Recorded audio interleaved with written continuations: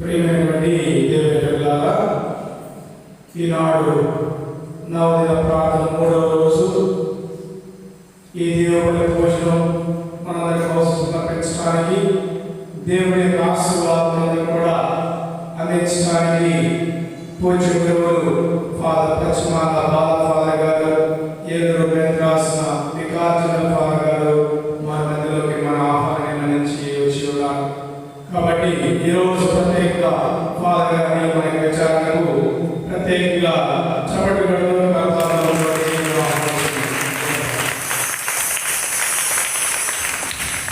మొట్టమొదటిగా 3 క్యాండిల్స్ కలిగిస్తారు. ఆ తర్వాత దేవుడి పూజ ప్రారంభిస్తారు.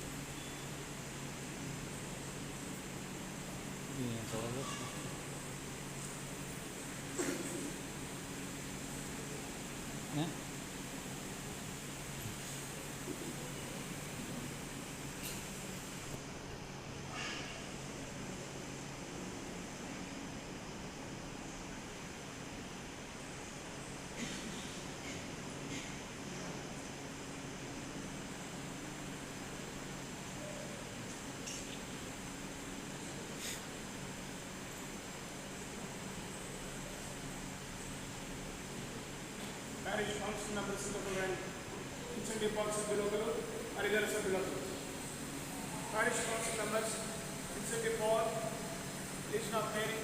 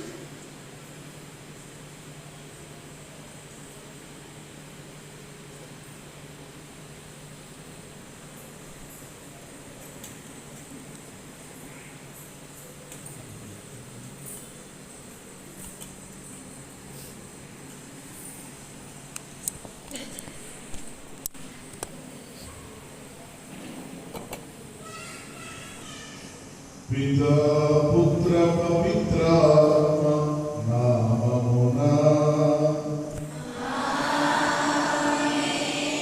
ప్రభువు మీతో ఉండుగాక.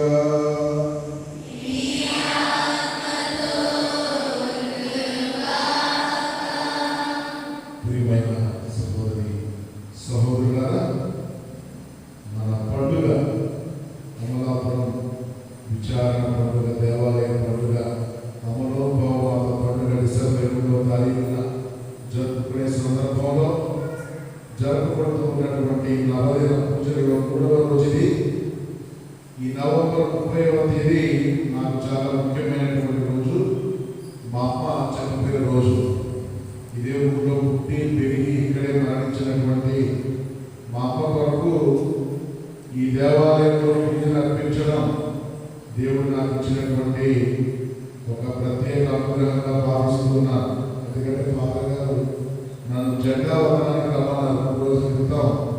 కానీ 30వ తేదీ అమ్మ చనిపోయిన రోజు రావాలని నేను వారిని అడగగానే వారు అంగీకరించి నన్ను ఆహ్వానించారు. నేను ఎంతో సంతోషిస్తూ ఉన్నాను.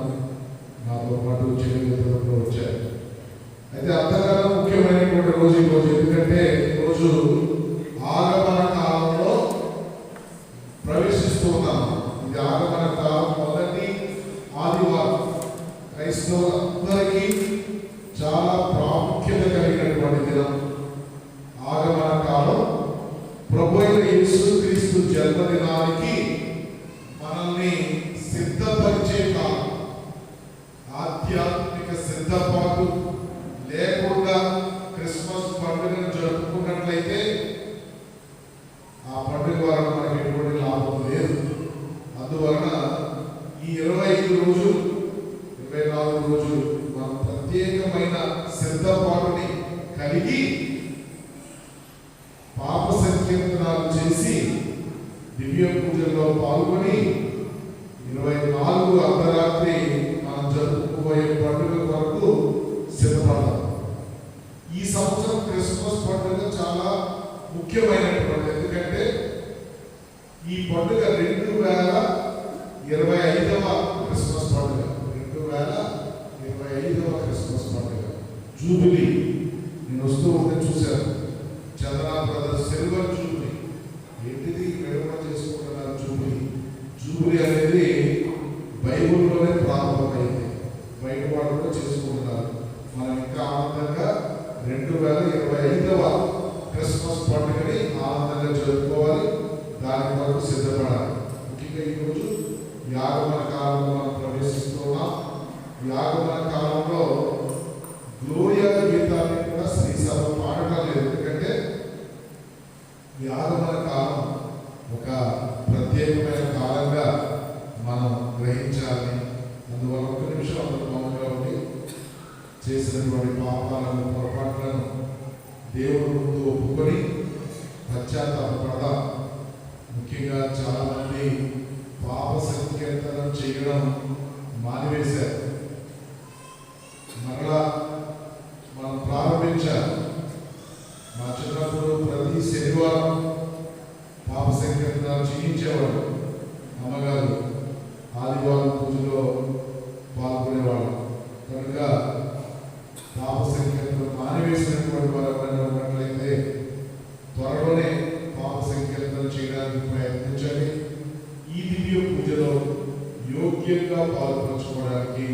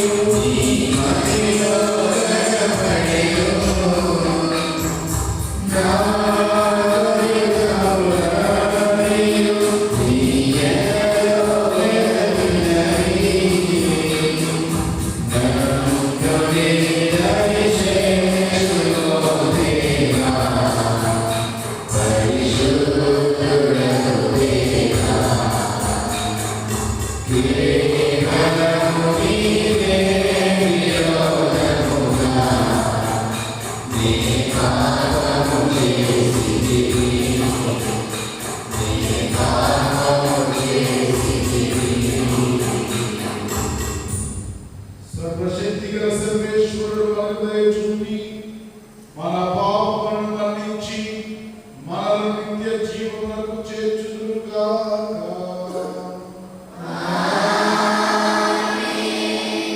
ప్రభువా దయచూపుము, క్రీస్తువా దయచూపుము, ప్రభువా దయచూపుము. ప్రార్థించుదము. సర్వశక్తిగల సర్వేశ్వర, రానున్న క్రీస్తుకు ధర్మక్రియలతో ఎదురేటకు మీ బిడ్డలమైన మేము సంతసంతో ఎదురు చూచుచున్నాము. అతడు వచ్చినప్పుడు మేము అతని కుడి ప్రక్కన నిలిచి ఉండుటకును స్వర్గరాజ్యములో ప్రవేశింప యోగ్యులమగుటకును మీ కృపను అనుగ్రహింపుము. మీతోనూ పవిత్రాత్మతోనూ కలిసి యుగయుగములు జీవించుచు పాలించు మా ప్రభువును మీ కుమారుడైన యేసుక్రీస్తు ద్వారా ఈ మనవి చేయుచున్నాము.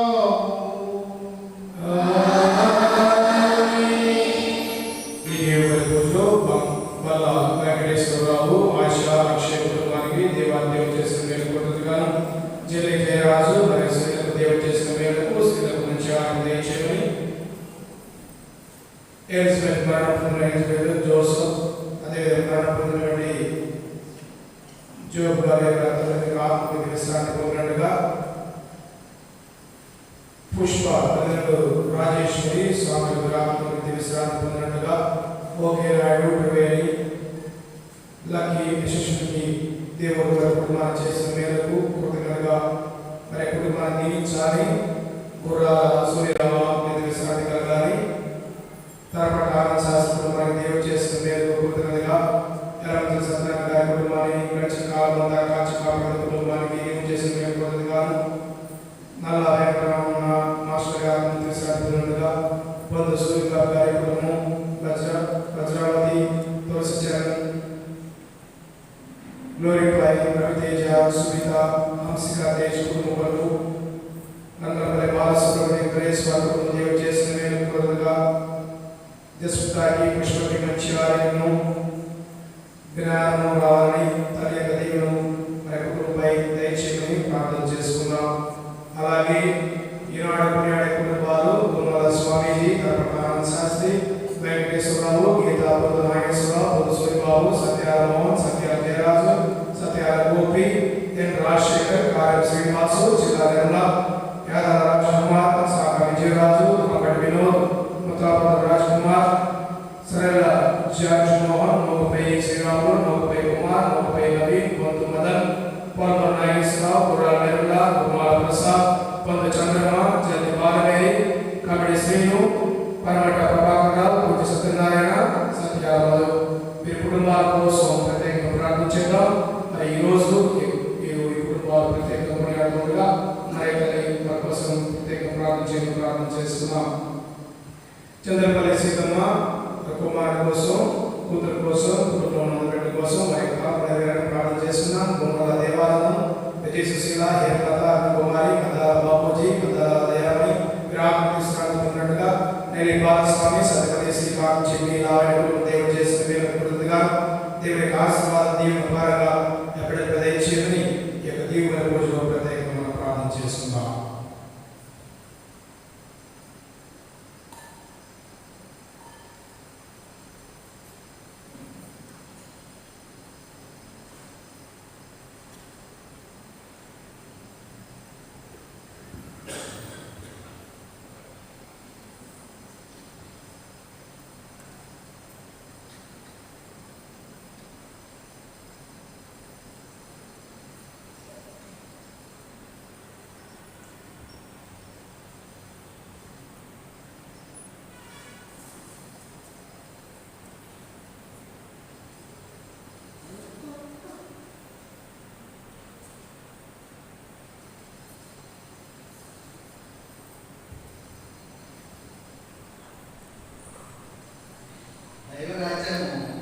ఎదుగుచు నిమిత్తము ప్రభు సకల జాతులను నిత్య శాంతిలోనికి సమకూర్చు.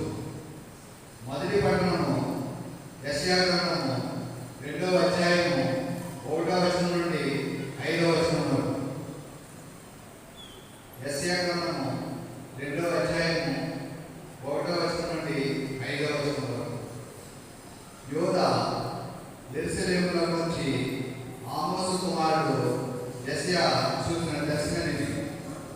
రానున్న దినములలో ప్రభు మందిరమున పర్వతములన్నిటిలోనూ ప్రధానమైనను కొండలన్నిటిలోనూ ఎత్తేదగును.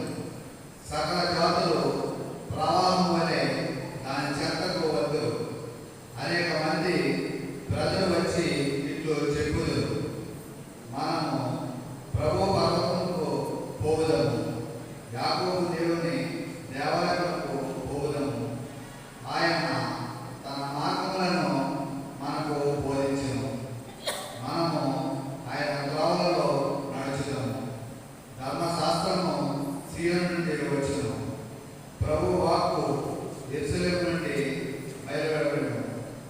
ఆయన జాతుల మధ్య తగవులు పరిష్కరించును, అనేక ప్రజలకు తీర్పు చెప్పును.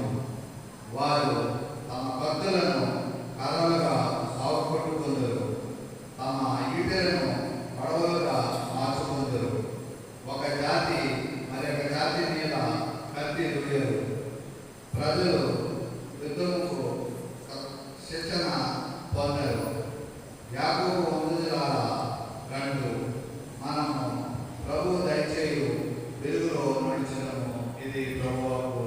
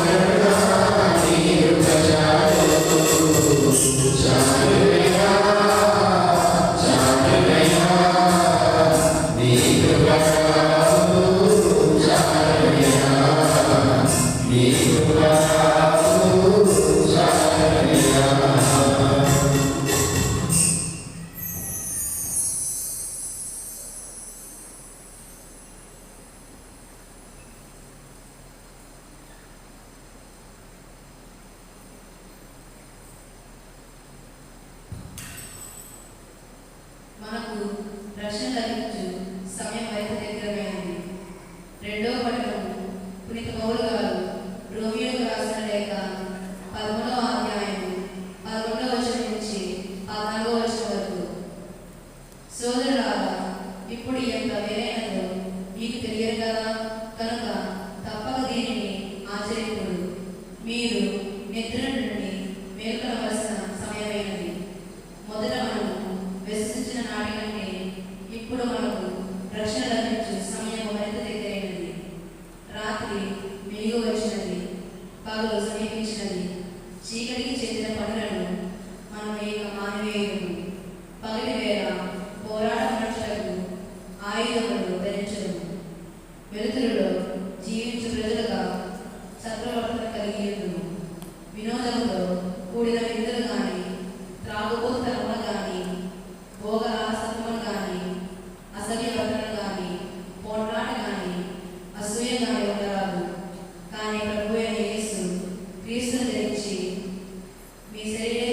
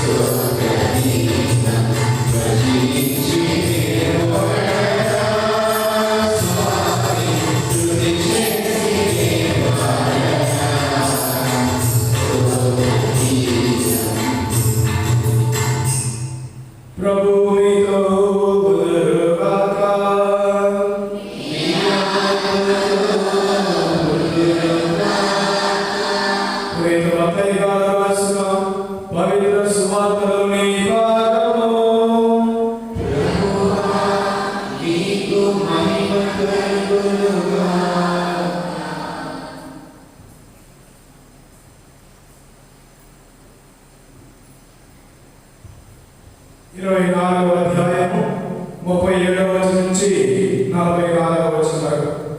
మత్తయి సువార్త 24వ అధ్యాయము 37వ వచనం నుంచి 44వ వచనం వరకు.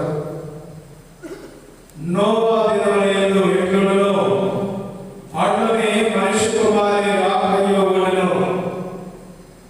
జలప్రళయమునకు ముందు నోవా ఓడలో ప్రవేశించు వరకు జనులు తినుచు త్రాగుచు వివాహమాడుచుండిరి. జలప్రళయము ముంచెత్తి వారిని కొట్టుకొని పోవు వరకు వారు ఎట్లు ఎరుగకుండిలో అట్లే మనిషి కుమారుని రాకయు ఉండును. ఆ సమయంలో ఇరువురు పొలంలో పనిచేయుచుండ ఒకడు కొనుక్కోబడును, మరి ఒకడు విడిచిపెట్టబడును. ఇద్దరు స్త్రీలు తిరుగలి త్రిప్పుచుండగా ఒకతే కొనుక్కోబడును, మరి ఒకతే విడిచిపెట్టబడును. కనుక మీరు జాగ్రత్తలై ఉండుడు. ఏదైనా మీ ప్రభు ఏ దినం వచ్చునో మీరు ఎరుగరు. దొంగ ఏ గడిలో వచ్చునో ఇంటి యజమానికి తెలిసిన అతడు మేలుకొని ఉండి తన ఇంటికి కథము వేయనీయడు. కనుక మీరు సిద్ధంగా ఉండు. ఏదైనా మనిషి కుమారుడు మీరు ఊహింపని గడిలో వచ్చును. ఇది క్రీస్తు సువిశేషము. ఈ సువిశేష బోధన ద్వారా మన పాపం క్షమించబడగాక.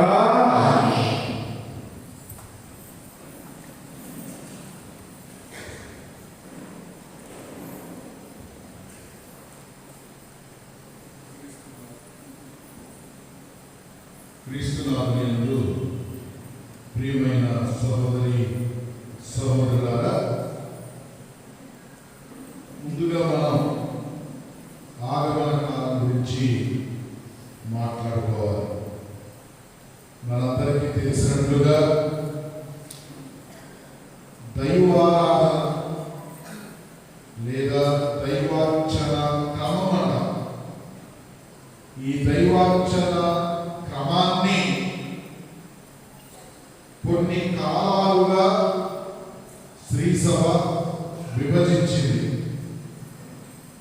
అందులో మొదటి కాలం ఆగమన కాలం, అనగా దైవార్చన క్యాలెండర్లో ఆగమన కాలం ఒక నూతన సంవత్సర ప్రారంభాన్ని మనకు తెలియజేస్తున్నది. ఆరాధన సంవత్సరం ఆగమన కాలం మొదటి ఆదివారంతో ప్రారంభమవుతున్నది. అనగా ఇది ఒక రకంగా చెప్పాలి అంటే ఆరాధన సంవత్సరానికి నూతన సంవత్సరం, కొత్త సంవత్సర ప్రారంభ దినం. ఈ ఆగమన కాలం 4 వారాల పాటు సాగిన తరువాత క్రీస్తు జయంతి కాలం, క్రిస్మస్ కాలాన్ని చాలా క్లుప్తంగా మనం జరుపుకున్న తరువాత సామాన్య కాలం ప్రారంభమవుతుంది. ఈ సామాన్య కాలం 34 వారాలు. అయితే ఈ 34 వారాల మధ్యలో మనకి తపస్కాలం, పాస్కా కాలాన్ని దగ్గర 3 నెలల పాటు ఉంటాయి.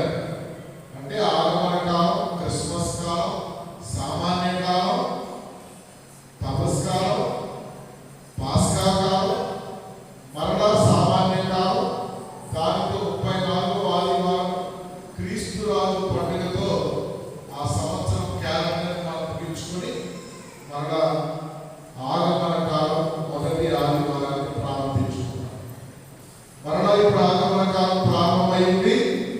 తర్వాత క్రిస్మస్ కాలం, తర్వాత సామాన్య కాలం, తపస్కాలం, పాస్కా కాలం, మరలా సామాన్య కాలం, 34 ఆదివారం తరువాత వచ్చే ఆదివారం నుంచి ఆగమన కాలాన్ని మనం ప్రారంభించుకున్నాం. ఇది ఒక చక్రం,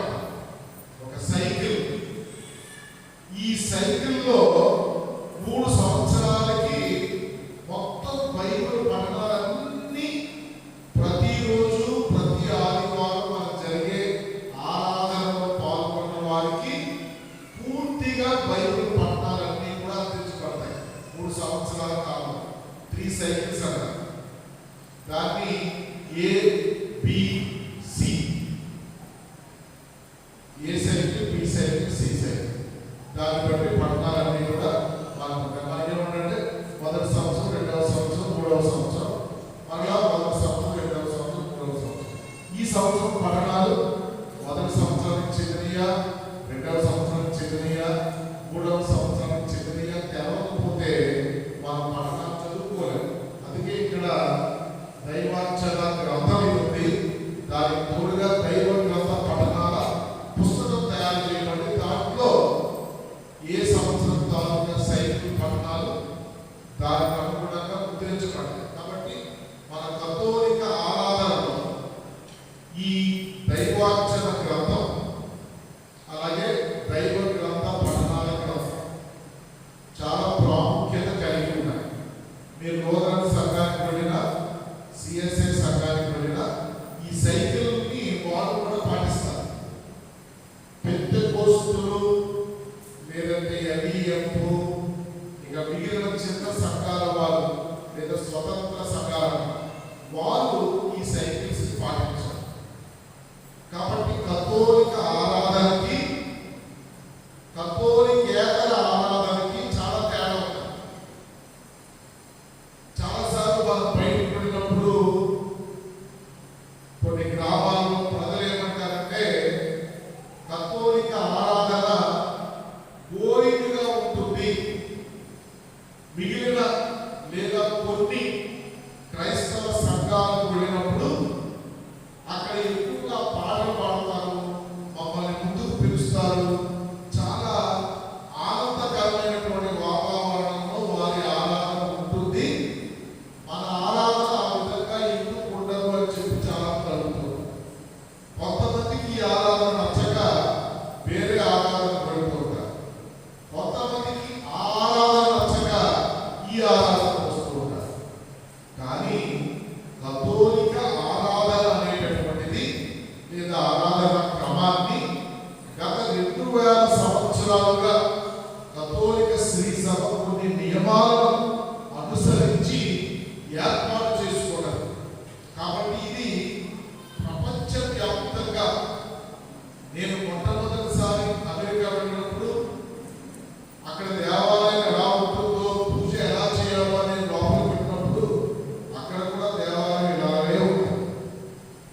గురువు ఇక్కడే నిలబడాలి, కుడి వైపునే ఇవన్నీ ఉన్నాయి, ఎడమ వైపు నుంచే పట్టాలు చదువుతున్నారు.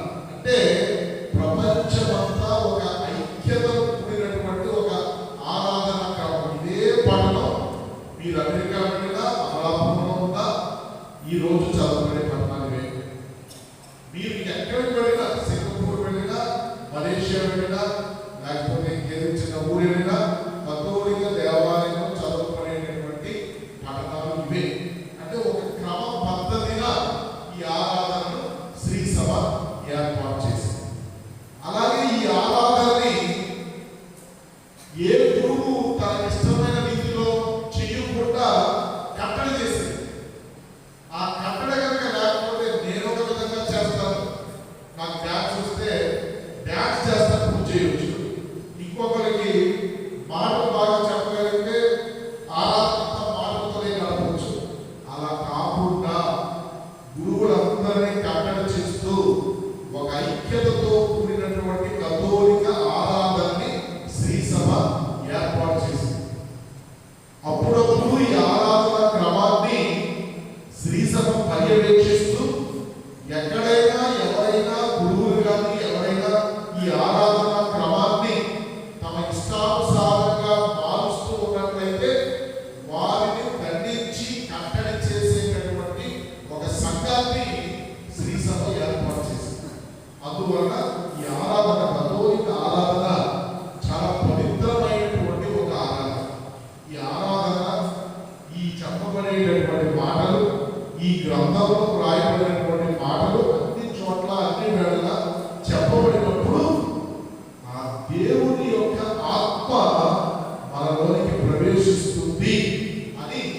ఈ అర్చన క్రమం మనకి తెలియజేస్తుంది.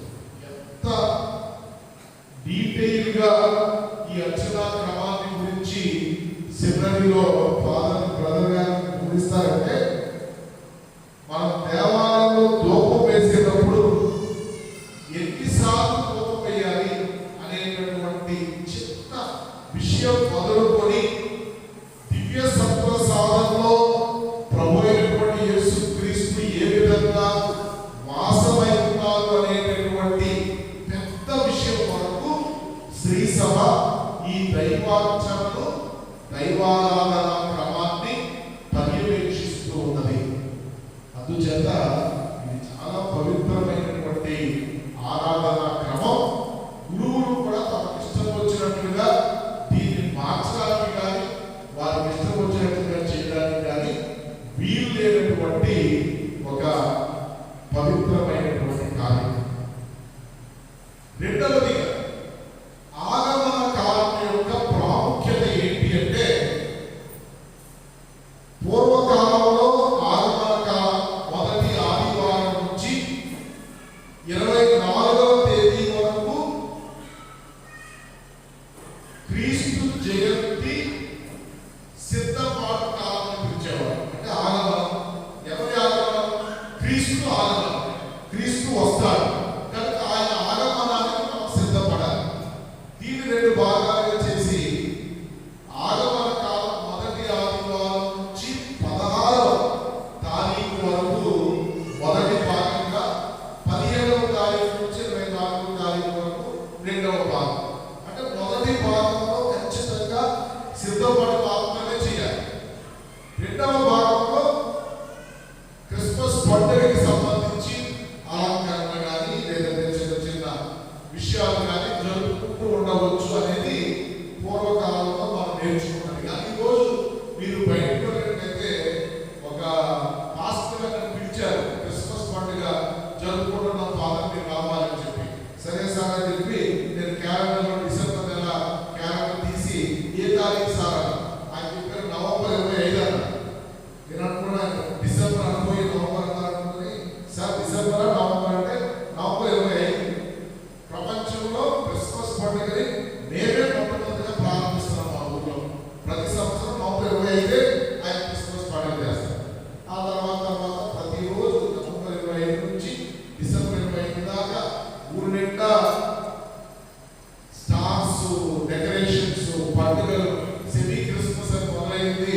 పెద్ద క్రిస్మస్ పండుగలే జరుపుకుంటున్నారు. ఇందులో ఈ సిద్ధపాటు అనేటటువంటిది కనపడటం లేదు. మిస్సింగ్ అన్నమాట. Preparation is missing.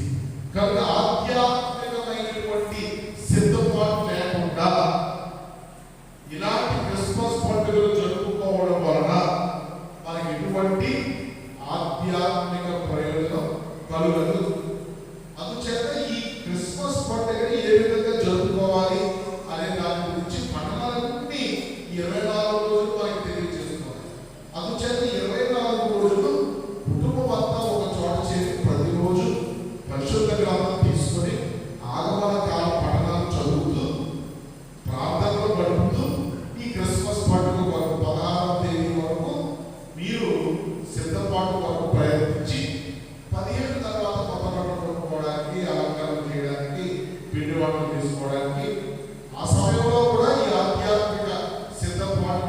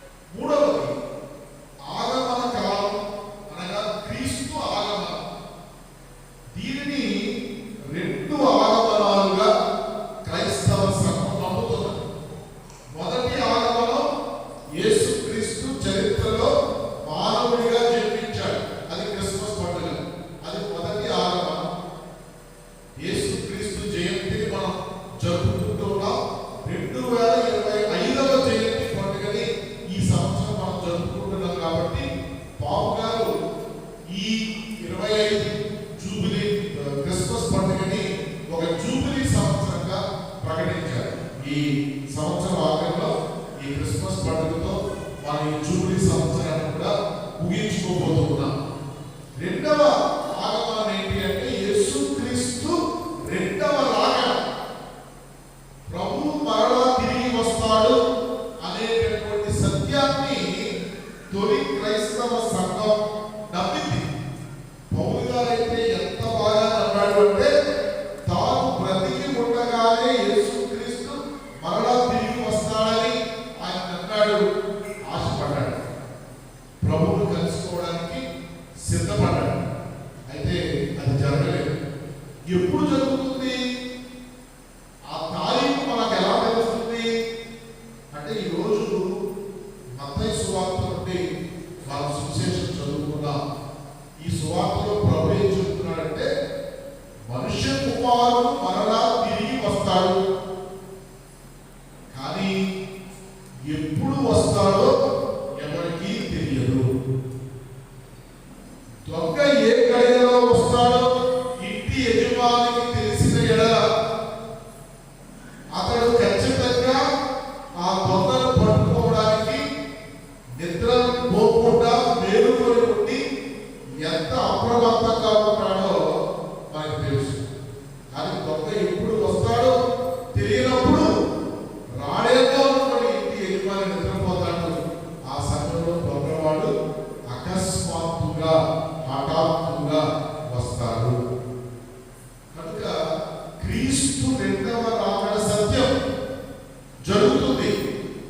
ఎప్పుడు జరుగుతుందో తెలియదు కాబట్టి ఎప్పటి నుంచి మనం దాని వరకు సిద్ధపాటుని కలిగి ఉండాలి.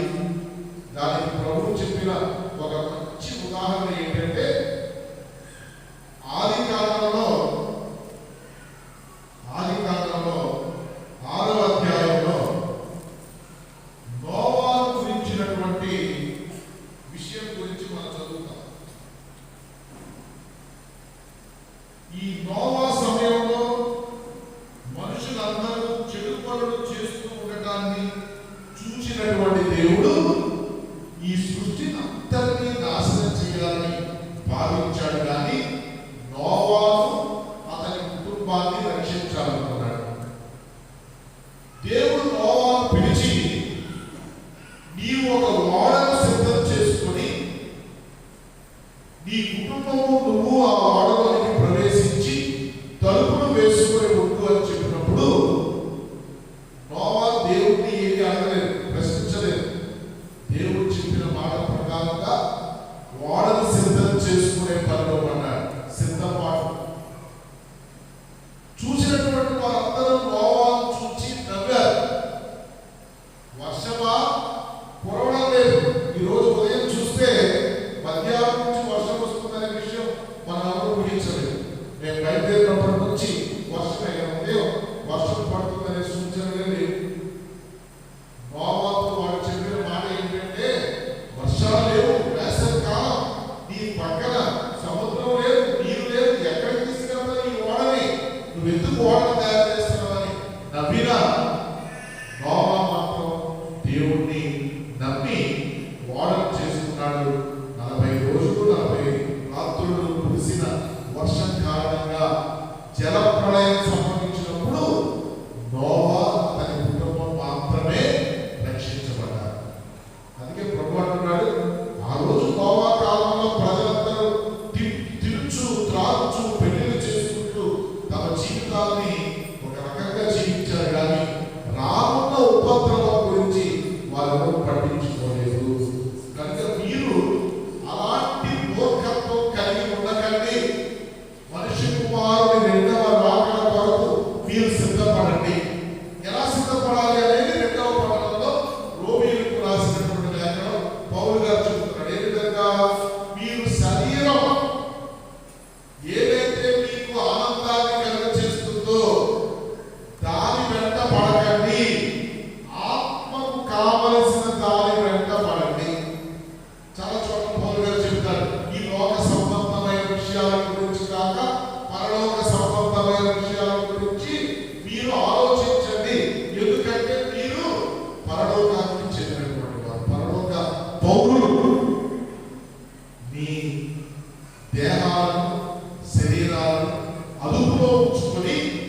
ప్రభు యొక్క రాకడ కొరకు సిద్ధపడడానికి ప్రయత్నం చేయండి అని.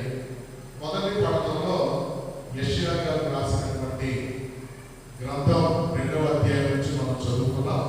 యెషయా గారు ఏం చెబుతున్నారంటే, దేవుడు ప్రజలందరినీ తన దగ్గరకు ఆకర్షించుకుంటున్నాడు. అంటే దాని అర్థం దేవుడు అందరినీ రక్షించాలనుకుంటున్నాడు.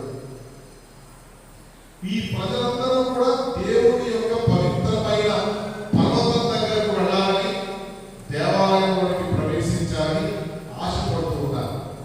ఈ ప్రజలు దేవుడి వాక్యాన్ని ఆలకించడానికి, ధర్మశాస్త్రాన్ని విధేయించడానికి ఎంతో ఆసక్తిని కనబరుస్తూ ఉన్నారు.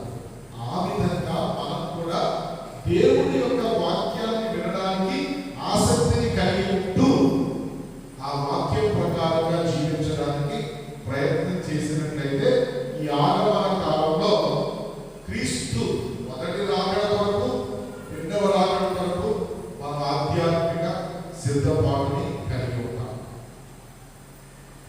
ఇక 4వ విషయం, ఈరోజు నవదిన ప్రార్థనలో మన ధ్యానాంశం ఏంటంటే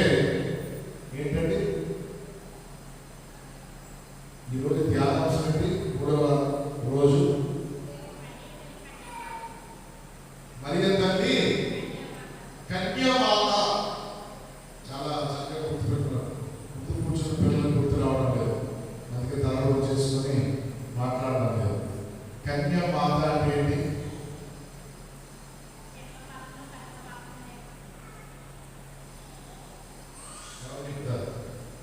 పిల్లలు ఎవరైనా చెప్తే వాళ్ళకి ప్రైజ్ ఇవ్వాలి.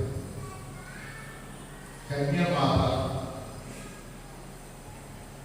మరియ తల్లి కన్యామాత. నిన్న ఏం చెప్పారు? మరియ తల్లి దేవమాత, దేవుని తల్లి.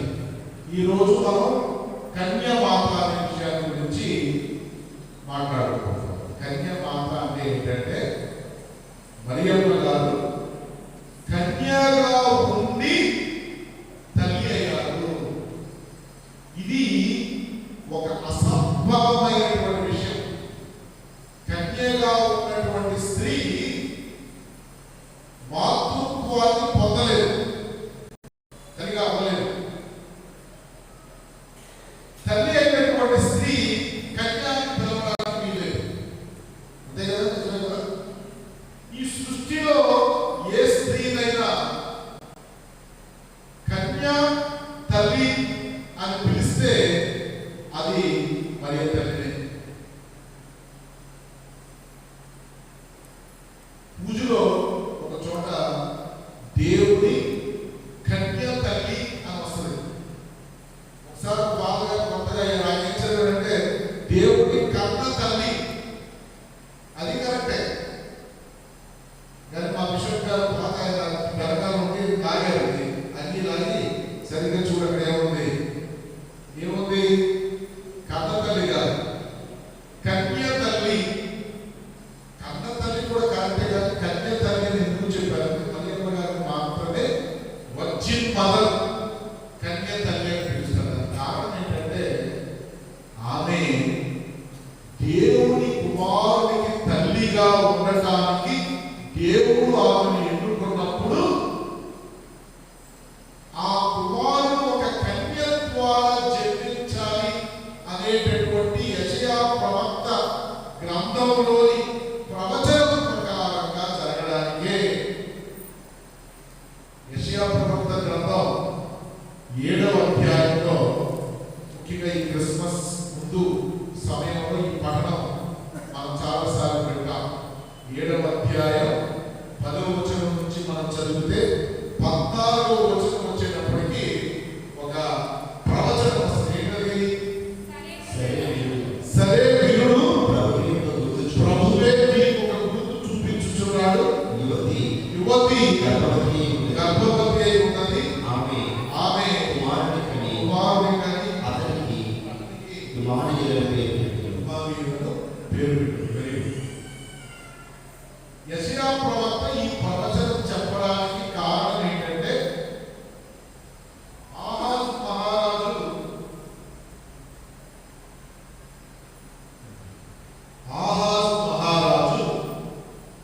క్రీస్తు పూర్వం 650వ సంవత్సరంలో ఇశ్రాయేలు రాజ్యాన్ని పరిపాలిస్తూ ఉన్నటువంటి సమయంలో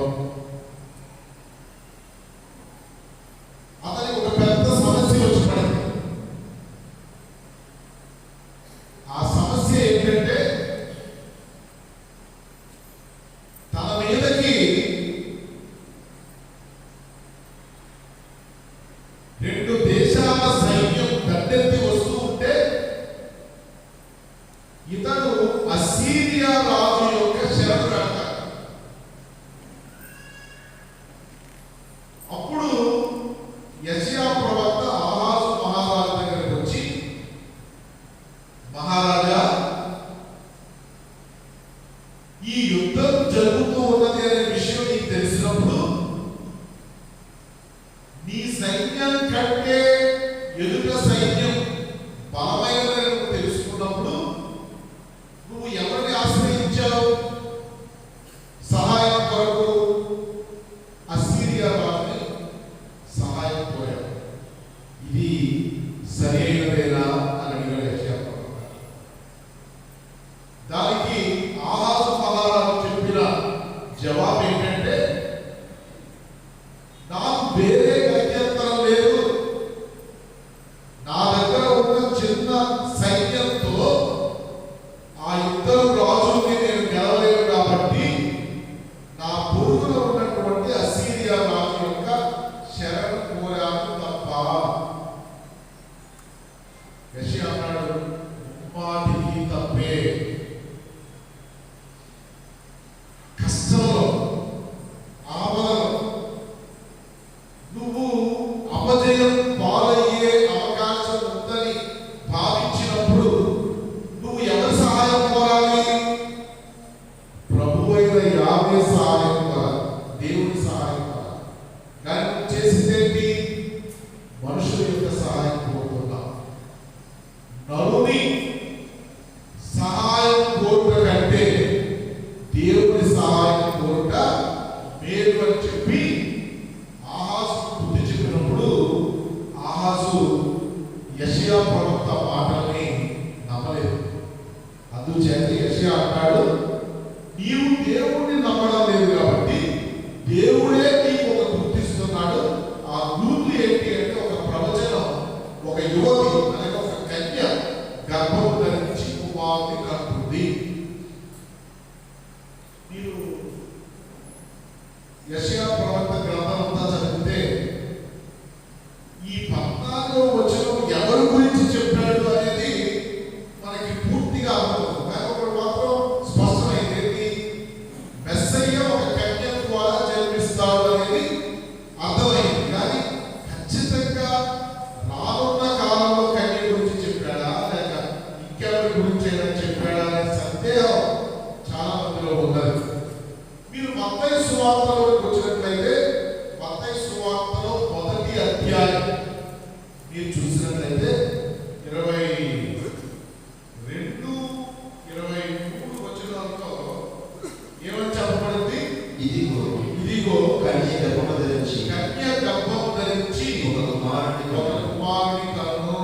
కాబట్టి మత్తయి గారు ఈ 1వ అధ్యాయం ద్వారా ఏమి చెప్పాలనుకుంటున్నాడంటే, యెషయా ప్రవక్త ఏ కన్య గురించి అయితే చెప్పాడో ఆ కన్య వేరెవరో కాదు,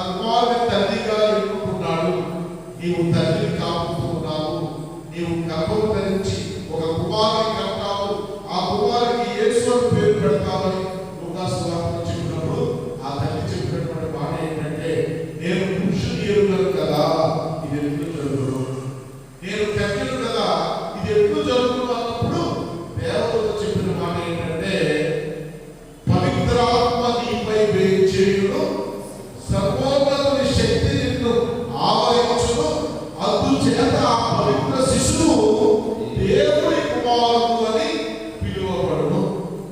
కనుక దైవ కుమారుడికి తండ్రిగా దేవుడిని ఎన్నుకున్నాడు కాబట్టి ఈ సృష్టిలోనే ఒక అత్యద్భుతమైనటువంటి అంతస్తుని నీకు ఇచ్చాడు. ఆ అంతస్తు ఏంటి అంటే కన్య తల్లి.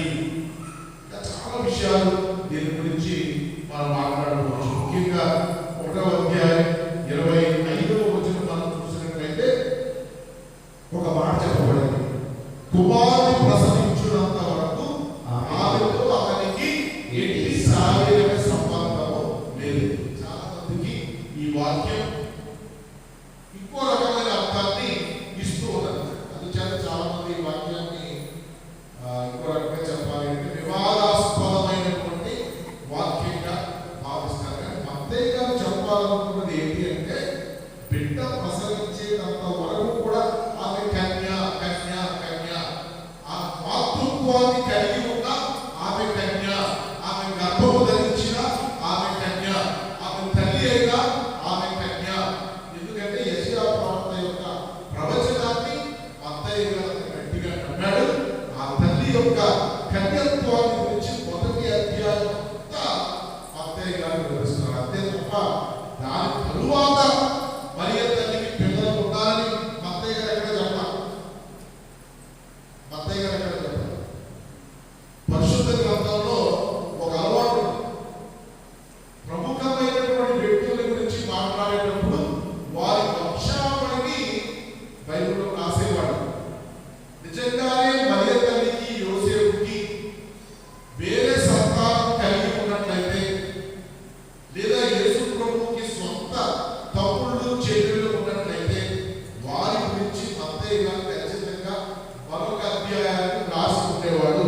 కారణం ఏంటంటే మత్తయి గారికి వంశావళి మీద అంత ప్రేమ ఉన్నది. మొదటిది. రెండవది, ప్రసవించున్నంత వరకు అంటే ప్రసవించిన తరువాత పిల్లలు ఉన్నారు అని అర్థం కాదు. ఇక్కడ రాయగలరు, రాయని దాన్ని మనం చదవకూడదు. బైబిల్ చదివే పద్ధతిని మనం తెలుసుకోవాలి. ఇంకో ఉదాహరణ ఏంటంటే సమూయేలు 2వ గ్రంథంలో 6వ అధ్యాయంలో, సమూయేలు 2వ గ్రంథం 6వ అధ్యాయంలో ఒక మాట రాయబడింది. చివరి వాక్యం, సౌలు కూతురు మీకాలుకు మాత్రము చనిపోవు వరకు సంతానం కలిగలేదు. అంటే చనిపోయిన తర్వాత సంతానం కలిగిందనా? కాబట్టి వరకు అనేటటువంటి మాట బైబిల్ భాషలో దేనికి వాడతారు, ఎలా వాడారు అనేది ప్రాథమికంగా మనకి తెలుసుకుంటేనే ఆ వాక్యాన్ని గురించి మాట్లాడాలి. లేకపోతే వాక్యం గురించి మాట్లాడకూడదు. ఆ వాక్యంలో ఇలా ఉంది కాబట్టి నేను అలా చెబుతానంటే కుదరదు. కనుక మరియ తల్లికి క్రీస్తు తరువాత పిల్లలు లేరు అని కథోలిక సంఘం నమ్ముతూ ఆమె ప్రసవం వరకే కాదు, ఆమె నిత్యం కన్యగా ఉన్నది అని శ్రీ సభ మనకి బోధిస్తున్నది. అందుచేత కన్య తల్లి మాత్రమే కాదు, ఆమె నిత్య కన్యగా అని కథోలిక సంఘం బోధిస్తున్నది. బైబిల్లో చెప్పబడిన క్రీస్తు సోదరుడు సోదరీమణులు ఎవరైనా అంటే మీరు ఇంటర్నెట్లో చూసినా మీకు అర్థమవుతుంది. అంటే సంపూర్ణమైనటువంటి అర్థం వారు ఇవ్వకపోయినప్పటికీ మరియ తల్లి చెల్లికి కానీ లేక జోజప్ప గారి యొక్క సోదరుడు కానీ కలిగినటువంటి పిల్లలై ఉంటారు, పెద్దమ్మ పిన్నమ్మల పిల్లలై ఉంటారు అనేటటువంటిది బైబిల్ పండితులు చెప్పేటటువంటి ఒక మాట. ముఖ్యంగా గ్రీకు భాష నుండి బైబిల్ని లతీను భాషలోనికి తర్జుమా చేసినటువంటి జెరోమ్ అనేటటువంటి బైబిల్ పండితులు చెప్పినటువంటి మాట ఏంటంటే, మనకి తెలుగులో మన పెద్దమ్మ కొడుకుని ఎవరి అబ్బాయి అంటే మనం ఏం చెప్తాం? అన్నయ్య అంటాం. పెద్దోడైతే పెద్దమ్మ కొడుకుని అన్నయ్య అంటాం. అన్నయ్య అనుకుంటే ఏదో బాగుందండి. తెలుగులో లేదు, ఇంగ్లీష్లో ఉంది. ఏమంటాం? కజిన్ అంటాం. తెలుగులో లేదు. అలాగే యేసుక్రీస్తు మాట్లాడినటువంటి భాషలో కూడా కజిన్ అనేటటువంటి పదం లేనందువల్ల సోదరుడు, ఆ సోదరు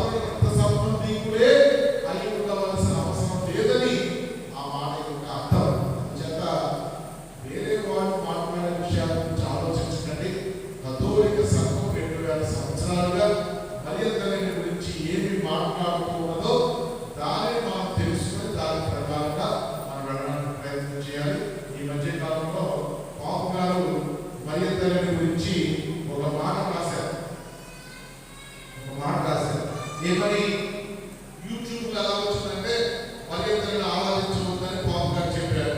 ఇది చూడగానే అమలాపురం నుంచి రాజశేఖర్ నాకు ఫోన్ చేశారు. వాళ్ళ పాపం గారి నెంబర్ నాకు కావాలి. పాపం గారి నెంబర్ నాకు ఎలాగంటే నాకు కావాలి అర్జెంట్గా మాట్లాడాలి పాపం గారితో. మర్యాద గారిని ఆరాధించడం చెప్పారు. నేను తెలుసుకోవాలన్నాడు. కానీ ఆయన చెప్పలేదు. ఆరాధించమని కథోలిక సంఘం ఎప్పుడూ చెప్పలేదు. మర్యాదలని గౌరవించాలి. ఆమెకు ఉన్నటువంటి విశిష్టమైన స్థానం మరి ఏ ఒక్కరికి ఈ ప్రపంచంలో లేదు మానవులకి. అందుచేత తల్లికి అత్యంత గౌరవం, అత్యంత భక్తి మనం ప్రదర్శించాలనేదే కథోలిక సంఘం మనకు చెబుతుంది. పాపం గారు కొత్తగా చెప్పినటువంటి విషయం ఏంటంటే మర్యాదల గురించి 2000 సంవత్సరాలుగా శ్రీ సభ మనకి ఏమి బోధిస్తూ ఉన్నదో దానినే విశ్వసించండి.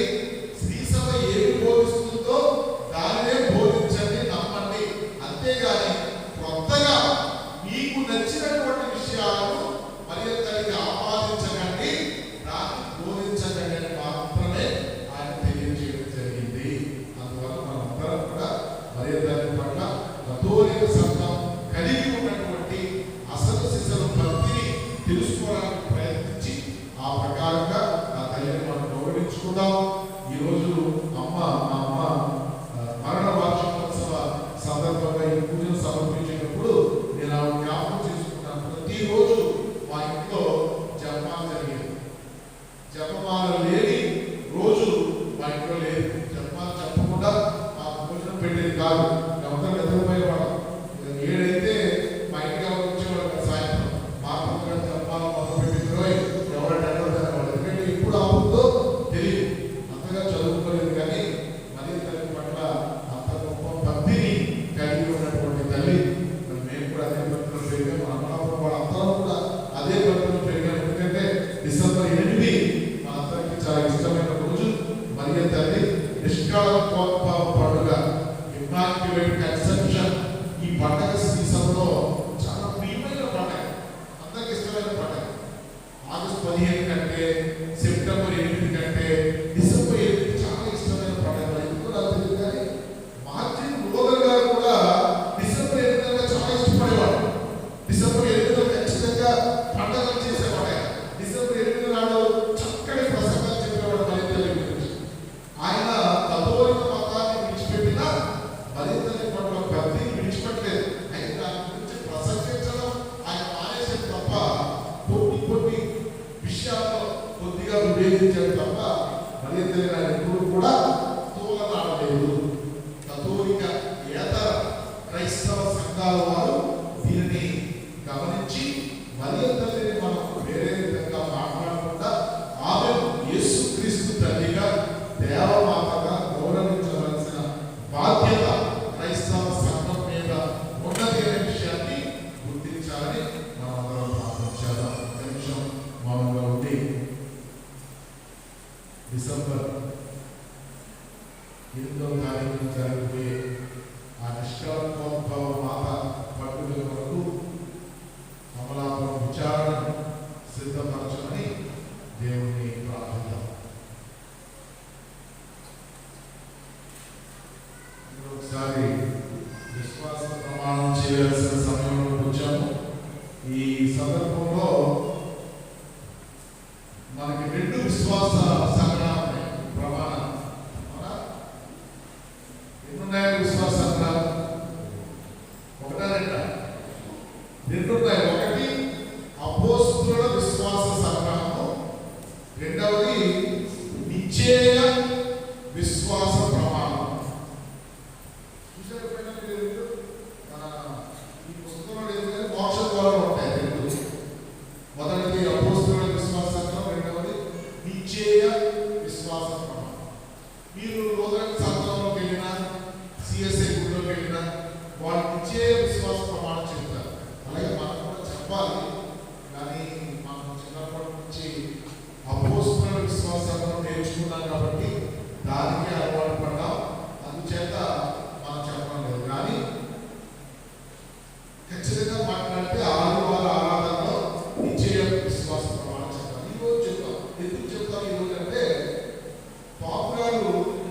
లియో పాప్ గారు మొట్టమొదటిసారిగా విదేశ పర్యటన చేశారు. నిన్న ఇవాళ మొన్న ఈ 3 రోజులు ఏ దేశం వెళ్ళారో ఎవరు చెప్తారు?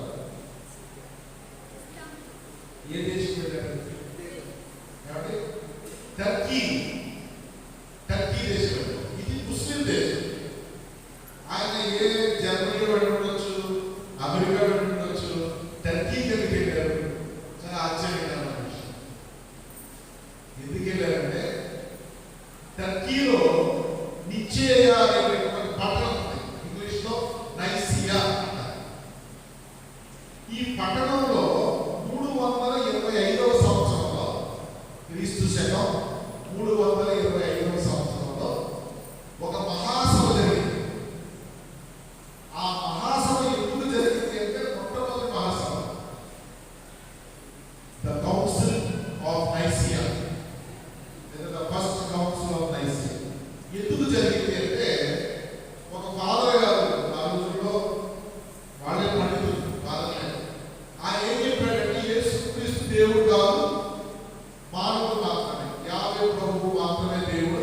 యేసుక్రీస్తు దేవుడే కాదు, మానవుడే కాక దేవుడు కాదు, దైవత్వాన్ని కోల్పోయాడని ప్రసంగించడం ప్రారంభించాడు.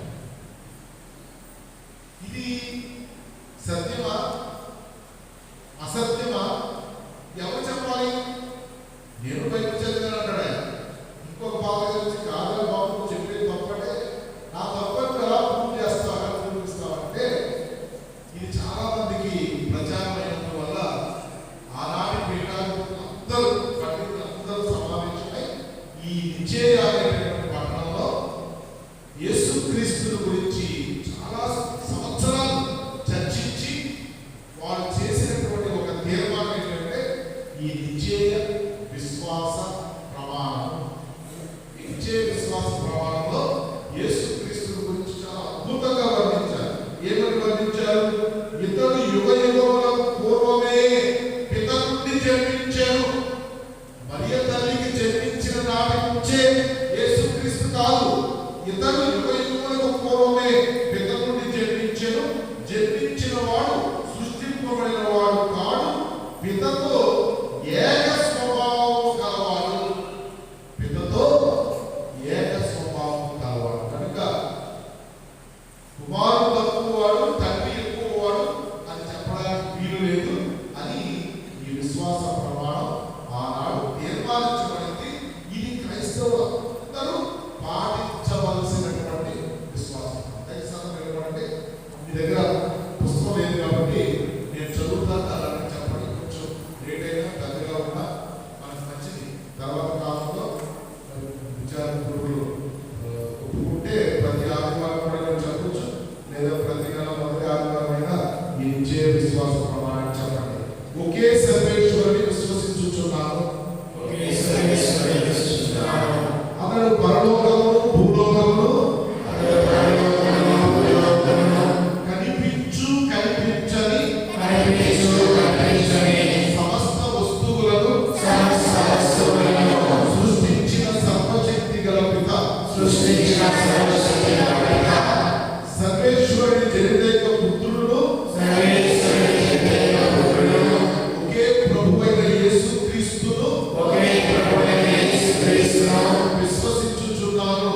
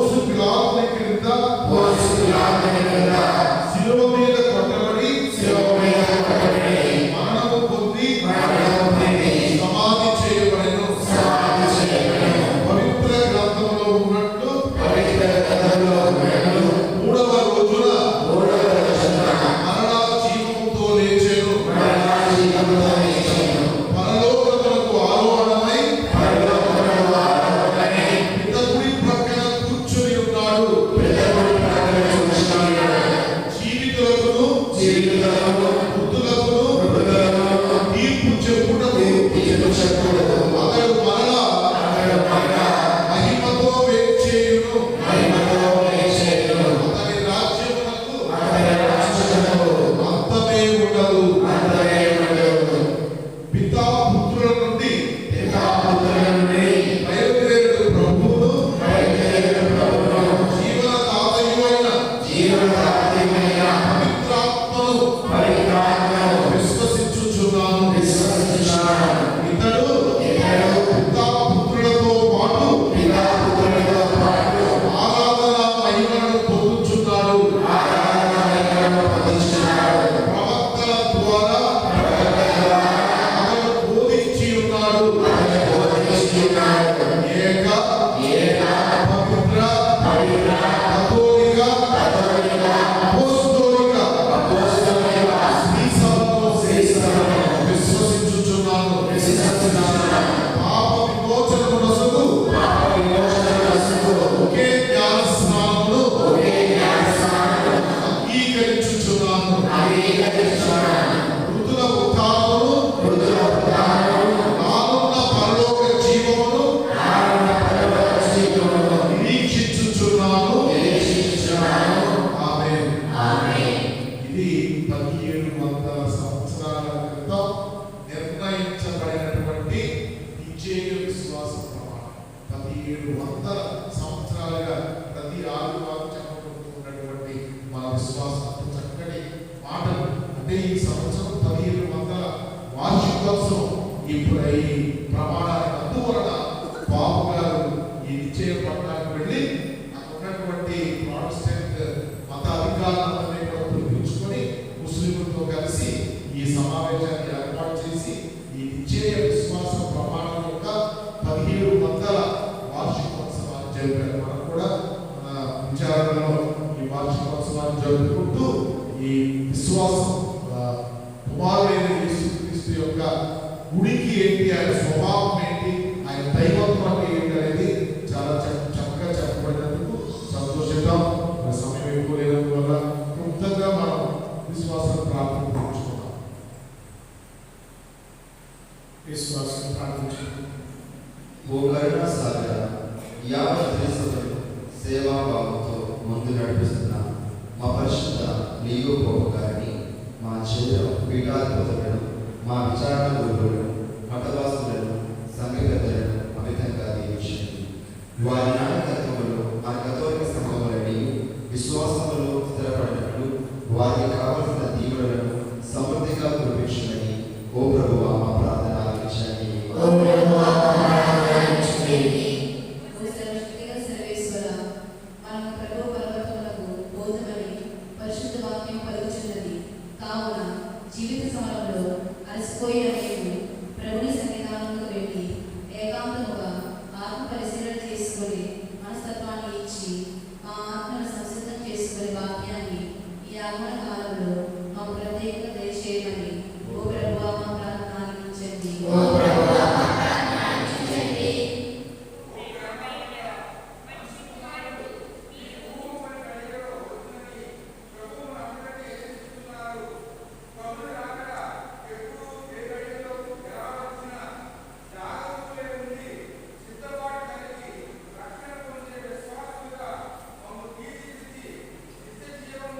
బహుమానం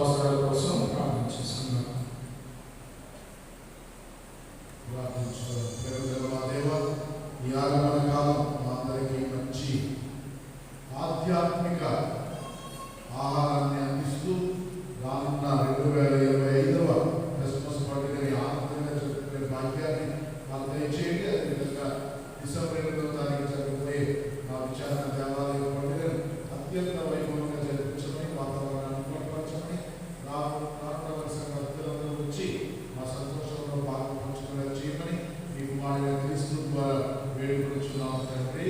ఆమేన్.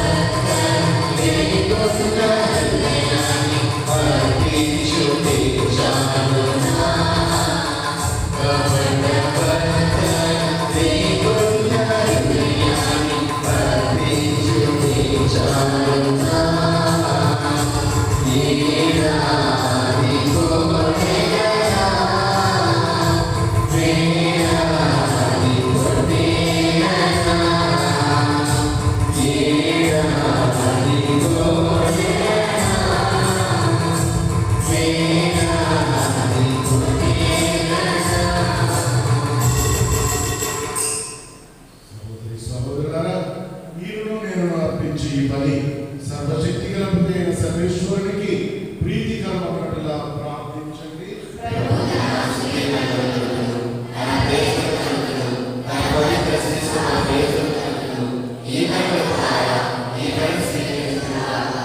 ఓ ప్రభువా, మీరు మాకు దయచేసిన దానముల నుండి మేమర్పించి అర్పణలను దయతో స్వీకరింపుము. ఇహమందు మేము భక్తితో కొనియాడు పవిత్ర కార్యములు మీరు అనుగ్రహించు శాశ్వత రక్షణ బహుమతికి మమ్మ పాత్రలు చేయుగాక. మా ప్రభు అయిన క్రీస్తు ద్వారా ఈ మనవి చేయుచున్నాము. ప్రభువు మీతో ఉండుగాక. మీ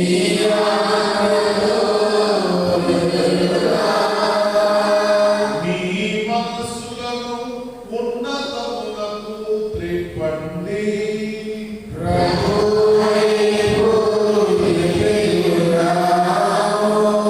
మన దేవుడైన ప్రభువునకు కృతజ్ఞత తెలుపుదాము.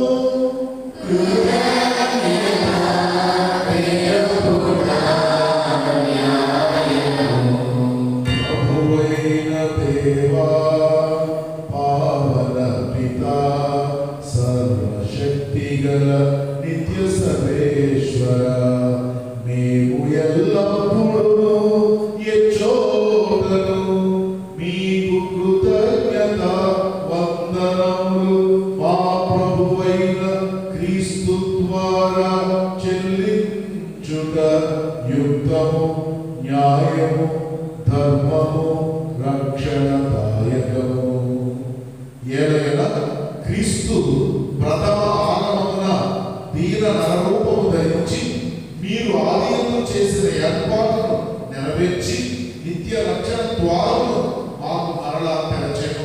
పునరాగమమున అతడు మహిమా ప్రతాపములతో ప్రత్యక్షమవునప్పుడు మీరు వాగ్దానం చేసిన రక్షణ బహుమానమును పొందగలమన్న ఆశతో మేమిప్పుడు మెలకువతోను ఉత్సాహంతోను నిరీక్షించుచున్నాము.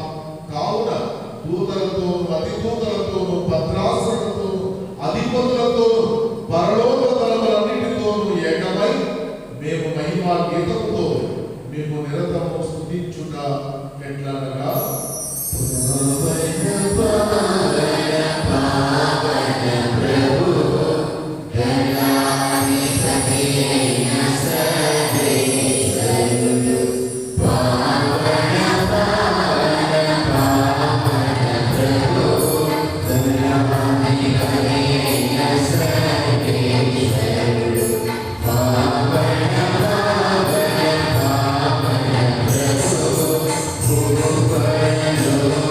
Amen.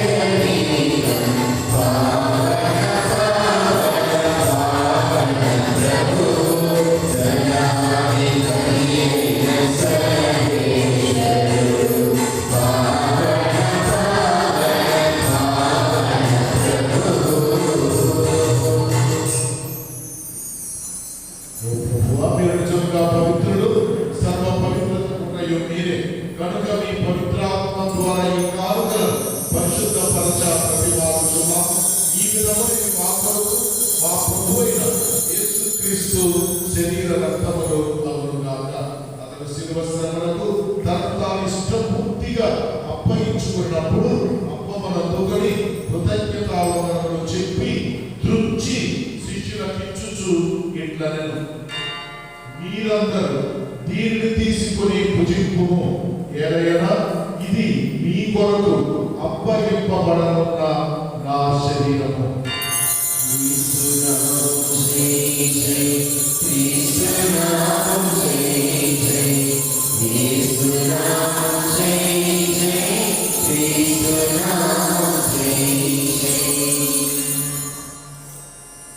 ఆ విధముగానే భోజనానంతరం పాత్రమునందుకొని మరలా మీకు కృతజ్ఞతావందనములు చెప్పి శిష్యులకిచ్చుచు ఇట్లనెను, మీరందరూ దీనిని తీసుకొని దీని నుండి పానము చేయుడు, ఏలయనా ఇది నూతన నిత్య నిబంధన యొక్క నా రక్తపు పాత్రము.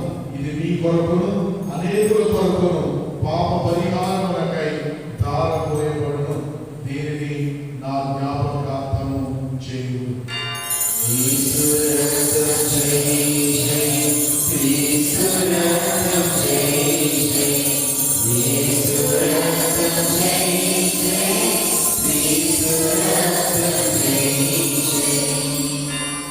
విశ్వాస రహస్యము.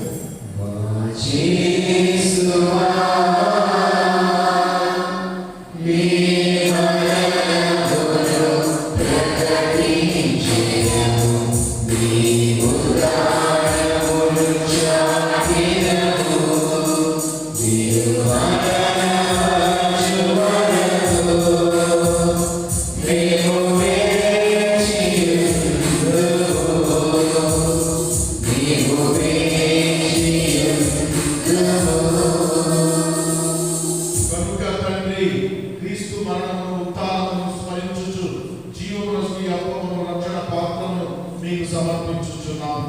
మీ సముఖమున నిలిచి మీకు పరిచర్య చేయుటకు మమ్ము పాత్రలుగా చేసినందుకు మీకు వందనములు తెలుపుచున్నాము.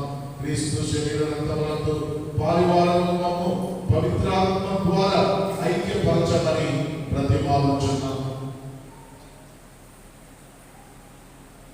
ఓ ప్రభువా, ప్రపంచమంతటా వ్యాపించిన శ్రీ సభను జ్ఞాపకం ఉంచుకున్నాము. మా పోపులు యోని, మా జైలో పీఠాధిపతిని, అమలాపురం విచారణ గురువులను, క్రైస్తవ బిడ్డలను, గురువులందరితో పాటు మమ్మల్ని నీ ప్రేమ యందు పరిపూర్ణం చేయి. సరిగ్గా జార్జి మోహన్ రావు కుటుంబం కోసం, సాక విజయరాజు కుటుంబం కోసం, పెరుమాళ వెంకటరమణ కోసం, కోలార అనిల్ కుమార్ కుటుంబ కోసం, కాని శ్రీనివాస్ కుటుంబ కోసం, బల వెంకటేశ్వరరావు, ఆశా అక్షయ్ కుటుంబ కోసం, జల్లి జయరాజు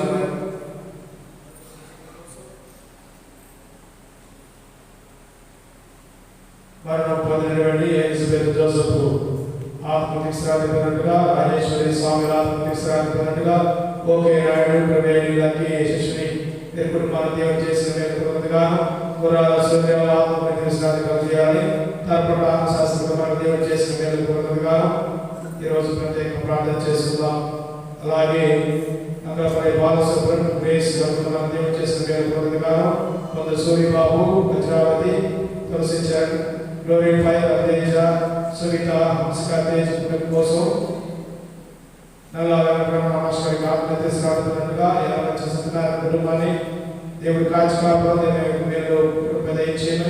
ఈనాడు కొనియాడే కుటుంబాల కోసం అదేవిధంగా బొమ్మల దేవాలయం విజయశీల హేమలత కుమారి మందార బాబోజీ మందార దేవాలయంగా నెల్లి బాలస్వామి సంగతి శ్రీకాంత్ జిమ్మి లావణ్య కుటుంబ దేవుడు చేసిన మేలుగా వారి తాపం దేశం నెరవేర్చుకుని ప్రార్థన చేస్తున్నాం. అదేవిధంగా ప్రారంభమైనటువంటి మాతమ్మ దావీదు గ్రామానికి విశ్రాంతిగా ప్రార్థన చేస్తున్నాం. ఉదాహరణకు చెప్పిన మా సహోదరి సోదరుడు నీ గదిలో చెప్పిన వారిని జ్ఞాపకము వారిని ప్రకాశం చేర్చుము. మా అందరిపై చూపి దేవుని గదిలో మరి మాత్రము పునీత అపోస్తలులను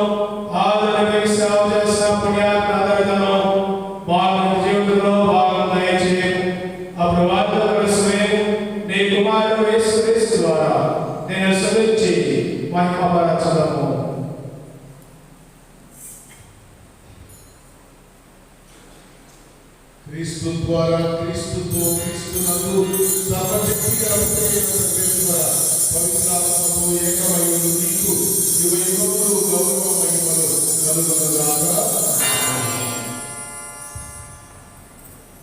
రక్షకుడైన యేసుక్రీస్తు నేర్పిన పరలోక ప్రార్థన అందరం కలిసి చెప్పుకుందాం. పరలోకమందున్న మా తండ్రి, నీ నామము పూజింపబడుగాక, నీ రాజ్యము వచ్చుగాక, నీ చిత్తము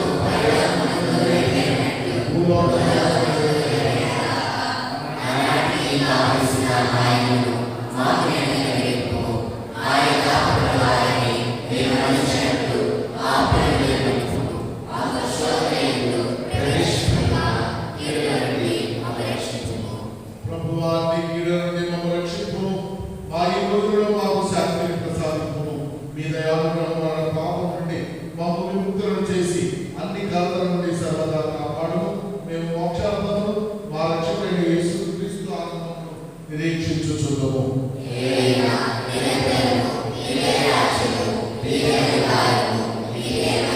శాంతిని నీకు అనుగ్రహించుచున్నాను, నా శాంతిని నీకు వసుకుచున్నానని మీ అపోస్తలులతో వచించిన మా ప్రభు అయిన యేసువా, మా పాపములను లెక్కింపక మీ శ్రీసభ విశ్వాసమును వీక్షింపు.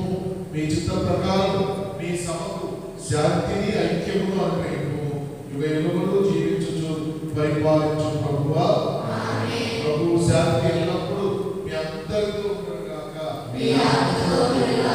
ఒకరికొకరు సమాధానం తెలుపుకుందాం. సర్వేశ్వరుని గొర్రెపిల్ల, లోక పాప పరిహారకుడా. సర్వేశ్వరుని గొర్రెపిల్ల, లోక పాప పరిహారకుడా.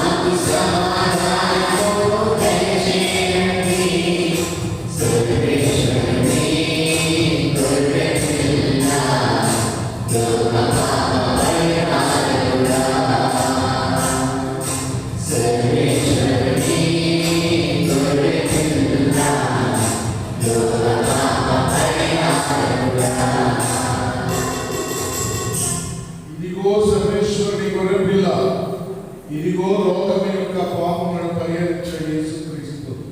ఈ గొర్రెపిల్ల విందుకు పిలువబడిన మనమందరము ధన్యులము. ప్రభువా,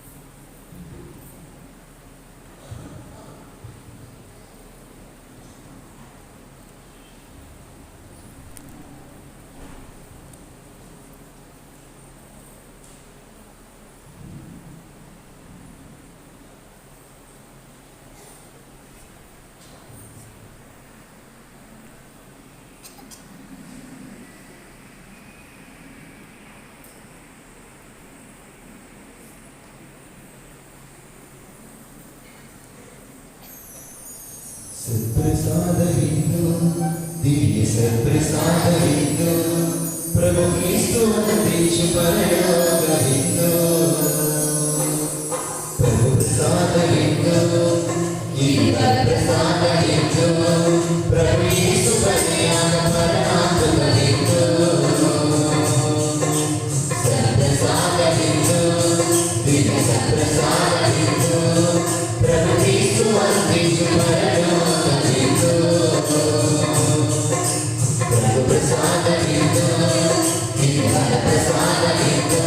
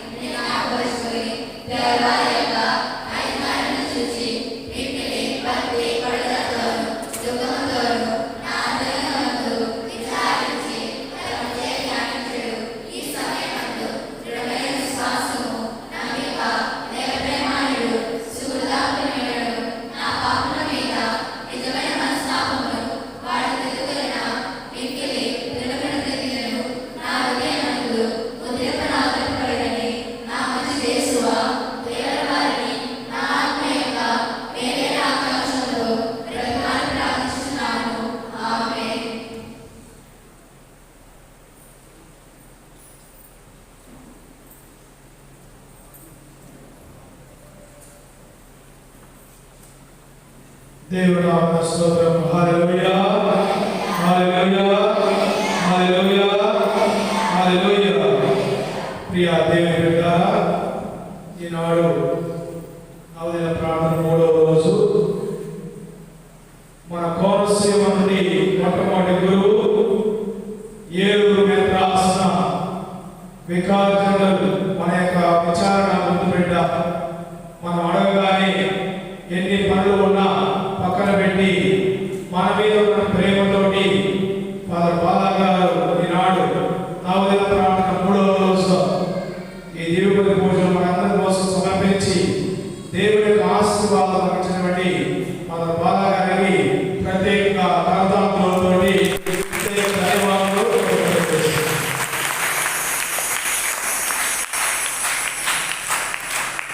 అలాగే ఈనాడు దివ్యబలి పూజలో పాల్గొని మనందరి కోసం ప్రార్థించినటువంటి లినో ఫాదర్ గారికి కూడా ప్రత్యేకంగా ధన్యవాదాలు తెలియజేస్తున్నాను.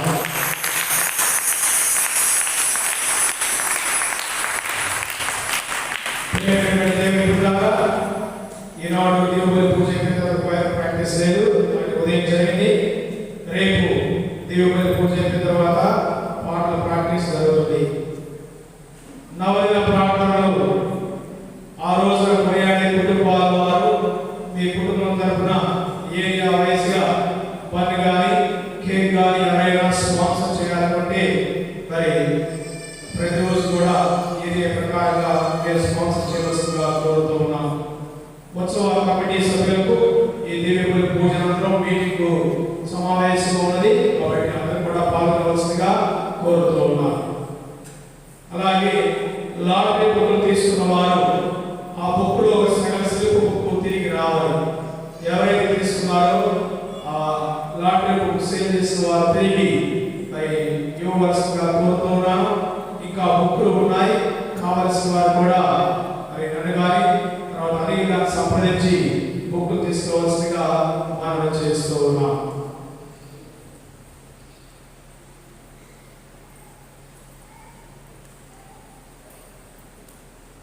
ఈనాడు మరి ఈ దేవుడి పూజాంతరం బాలఫాదర్ అక్కగారు మరి ఈరోజు అందరికీ స్వీటు వాడు పనిచేస్తున్నారు. ఫాదర్ గారికి వారి యొక్క అక్కగారికి ప్రత్యేకంగా చెప్పడంతో ధన్యవాదాలు తెలియజేస్తున్నాను.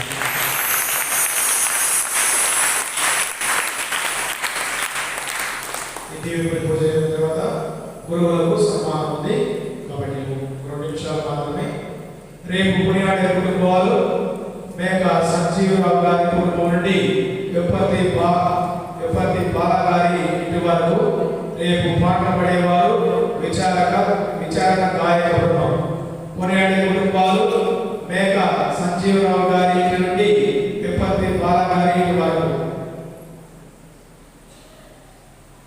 అందరూ దయచేసి నిలబడదాం. చివరాసనం కోసం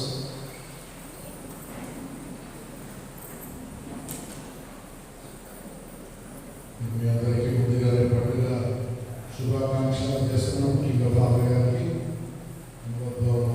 శుభాకాంక్షలు. మరి చాలా సంతోషంగా ఉంది. సొంత ఊరిలో పూజ చేయడం, మీ అందరితో కలిసి ఈ పూజను దేవునికి అర్పించడం. యాత్రాశ్రమం అంతా తిరుగుతూ ఉన్నప్పటికీ సొంత ఊరు నుంచి ఎప్పుడు పిలుస్తారని ఒక ఆశ. ఫాదర్ గారు అవధైన ప్రార్థనకు ఆహ్వానించినందుకు తెలియజేస్తా ఉన్నాను. మీ అందరి కోసం ప్రార్థన చేస్తాను. ముఖ్యంగా మన విచారణ, ముఖ్యంగా ఈ గ్రామం, ఈ అమలాపురం పట్టణం, ఇప్పుడున్నటువంటి అందరూ దేవుని చేత ఆశీర్వదించుకోవాలని చెప్పి ప్రత్యేకంగా ప్రార్థించాను. అలాగే ఈరోజు సత్యనారాయణ వాళ్ళ కుమార్తె చనిపోయిందని తెలిసింది. ఆమె ఆత్మవిశ్రాంతి కూడా ప్రార్థించాను. ప్రార్థించడం. ఓ ప్రభువా, మేము ఇప్పుడు నిర్వహించిన ఈ పరమరహస్యములు మాకు లాభదాయకముగా మారుగాక. క్షణభంగురమైన వస్తువులతో జీవించుచున్న మాకు స్వర్గపు వస్తువులను ప్రేమించే విధానం అనుభవింపు. శాశ్వతంగా నిలిచే వాటిపై మేము మనసు నిలుపుకున్నట్లు కరుణింపు.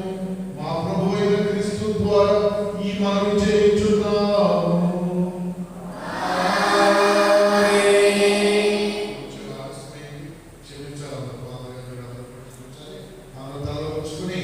ఈ ఆత్మక విశిష్ట ఆశీర్వాదం కొరకు ప్రార్థించారు.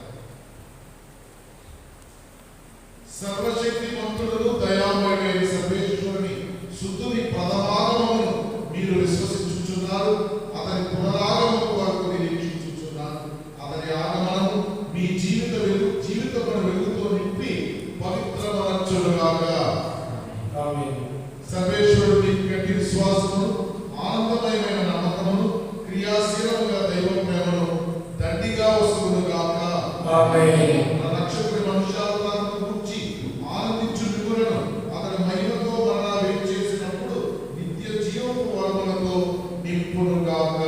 ఆమేన్. సర్వశక్తి గల సర్వేశ్వరుడు పితా, పుత్ర, పవిత్రాత్మ అందరినీ ఆశీర్వదించి కాచి కాపాడునుగాక. ఆమేన్. సమాధానంతో నుండి క్రీస్తు ప్రేమలో జీవించండి. ఒక నిమిషం గురువారిలో దేవాలయ పీఠం ఉన్నటువంటి చీరలో కూర్చోవలసిందిగా కోరుతూ ఉన్నాను. సంఘ పెద్దలు ముందుకు వచ్చి ఫాదర్ గారికి సన్మానం చేయవలసిందిగా కోరుతూ ఉన్నాను.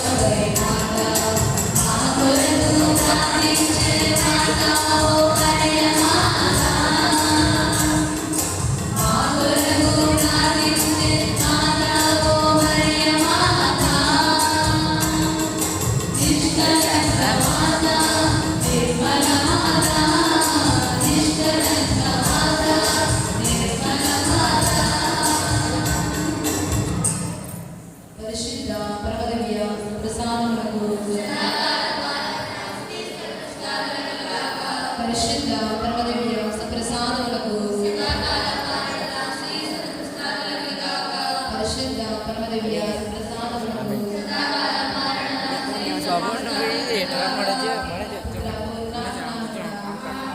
ఆవే మరియా